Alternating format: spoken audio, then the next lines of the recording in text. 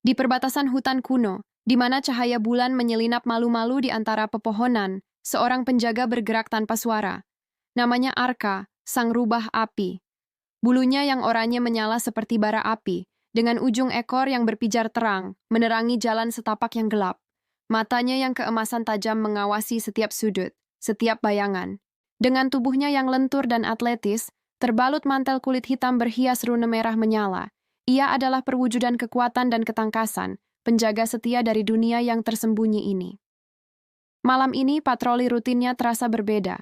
Udara menjadi dingin dan berat. Arka berhenti, telinganya tegak, merasakan getaran asing yang merayap di tanah. Jejak energi gelap, busuk dan dingin, merusak harmoni hutan. Tiba-tiba, dari jantung hutan, sebuah bisikan lembut mengalir di benaknya.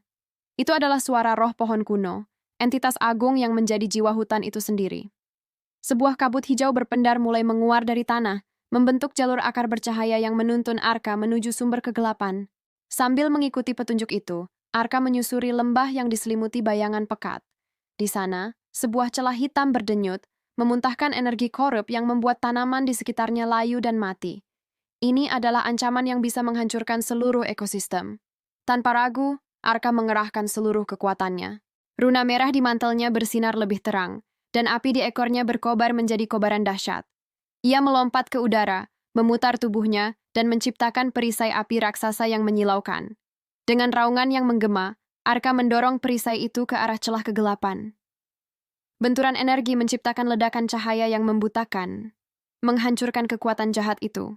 Perlahan tapi pasti, celah itu menyusut dan akhirnya tertutup rapat.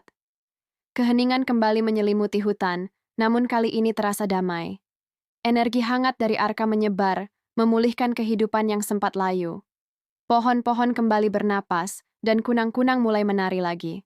Saat fajar pertama menyingsing, sinarnya yang keemasan menembus kanopi, menyinari hutan yang telah pulih. Arka berdiri dengan gagah, napasnya masih sedikit terengah. Roh pohon kuno mengirimkan gelombang rasa terima kasih yang hangat kepadanya. Tugasnya malam ini telah selesai. Dengan anggun, sang rubah api kembali ke pos jaganya, melanjutkan tugas abadinya untuk menjaga keseimbangan dan harmoni alam.